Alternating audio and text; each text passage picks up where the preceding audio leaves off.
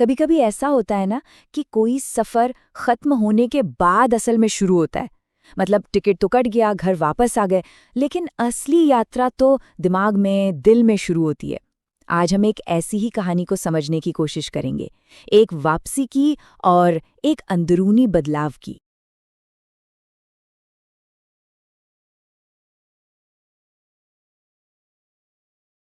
यही बात तो इस लाइन में छुपी है कि कुछ यात्राएं मन में लौटकर फिर शुरू होती हैं।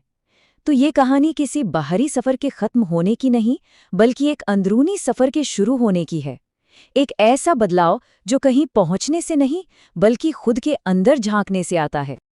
और ये बदलाव कोई बहुत बड़ा धमाकेदार बदलाव नहीं होता। कभी कभी तो ये बस चीजों को देखने का एक नया नजरिया होता है।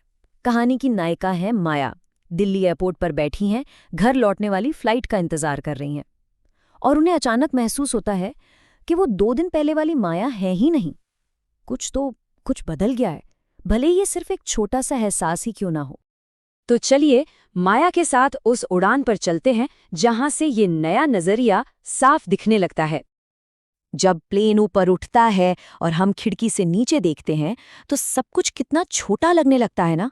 बड़े बड़े शहर, दौड़ती भागती गाड़ियां, सब खिलौनों जैसे। माया के साथ भी बिल्कुल यही हुआ। उसने नीचे देखा तो उसे लगा कि जीवन की जो इतनी बड़ी बड़ी परेशानियां हैं, ये जो भाग दौड़ है, वो असल में इतनी ऊंचाई से कितनी छोटी और मामूली लग रही हैं। और इसी पल उसके मन में एक बहुत गहरी बात आई, जिसे उसने अपनी डायरी में लिखा। दूरी से देखने पर जिंदगी आसान लगती है, पास से जीने पर यह सुंदर है। मतलब वो पहली बार अपनी ही जिंदगी को बस जी नहीं रही थी, बल्कि एक दूरी से देख भी रही थी, एक दर्शक की तरह। अच्छा, तो ये जो बदलाव था, ये जो नया नजरिया था, वो सिर्फ उस हवाई जहाज तक ही सीमित नहीं था।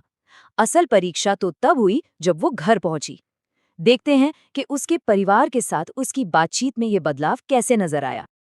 घर पहुंचते ही बेटी आर्या दौड़कर गले लग गई। लेकिन इस बार का स्वागत कुछ अलग था। सिर्फ बेटी का गले लगना ही नहीं, बल्कि सास के सवाल, ससुर की बातें, पति की चिंता, सब कुछ थोड़ा बदला बदला सा था। ऐसा लग रहा था जैसे सवालों से ज्यादा अब बातों में एक समझ थी, एक अपनापन था। जैसे उसकी सास ने पूछा, थक गई होगी? और माया ने जवाब दिया, थोड़ी, पर खुश हूं। अब देखिए, ये कितनी छोटी सी बात लगती है ना? लेकिन इसके पीछे का मतलब बहुत बड़ा था। शायद पहली बार उसके लिखने पढ़ने को सिर्फ एक हॉबी या टाइम पास नहीं, बल्कि एक असली काम की तरह देखा जा रहा था। एक ऐसा काम जिससे थकान भी होती है। और फिर उसके पति आरव ने पूछा, अब अगला क्या? ये वही सवाल था जो पहले माया को एक बोझ जैसा लगता था, एक दबाव कि अब आगे क्या करना है। लेकिन आज उसी सवाल में उसे एक खुला आसमान दिखा, संभावनाओं की एक पूरी दुनिया। ये इस बात का सबसे बड़ा सबूत था कि जब हम अंदर से बदलते हैं ना, तो बाहर की दुनिया भी हमारे लिए बदल जाती है। तो ये तो हुई बाहर की दुनिया की बात, परिवार की। लेकिन इसके साथ साथ माया के अंदर एक और भी बड़ा बदलाव आ रहा था। वो अब अपनी अंदर की आवाज को सुनने लगी थी। सिर्फ सुन ही नहीं रही थी, बल्कि उस पर अमल भी कर रही थी। तो जो सवाल था, अब आगे क्या, उसका जवाब भी बदल गया था। पहले शायद वो कहती, जो समय देगा, या देखते हैं क्या होता है।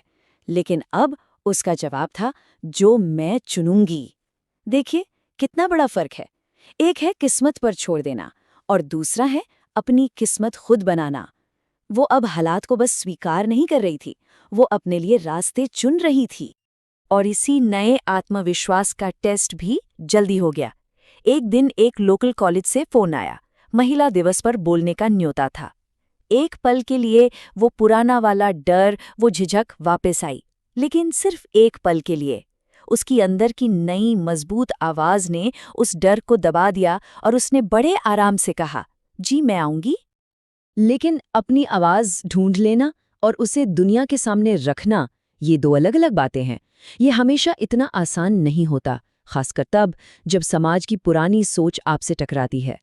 ऐसा ही हुआ जब उसकी पड़ोसन ने उसे टोका। पड़ोसन ने कहा, ये सब तो अच्छा है, पर घर संभालना ज्यादा जरूरी है। पहले शायद माया ये सुनकर चुप रह जाती या मन में कुछ सोचकर रह जाती, पर इस बार नहीं।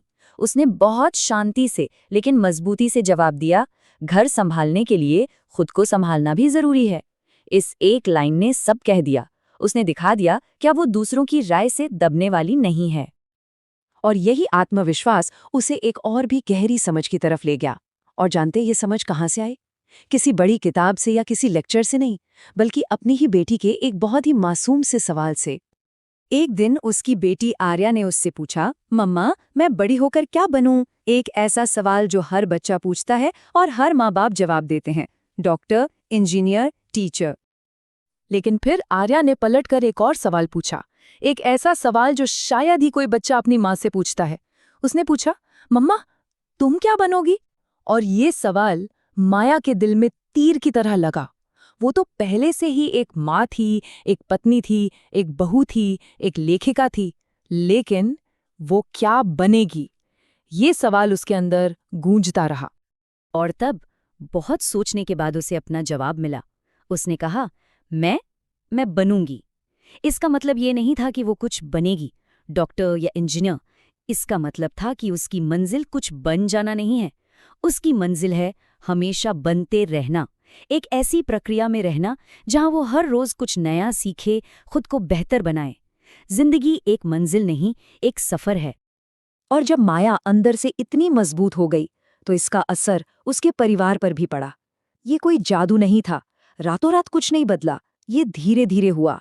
अब उसकी सास इस बात का ध्यान रखती थी कि जब माया लिख रही हो तो उसे कोई परेशान न करे।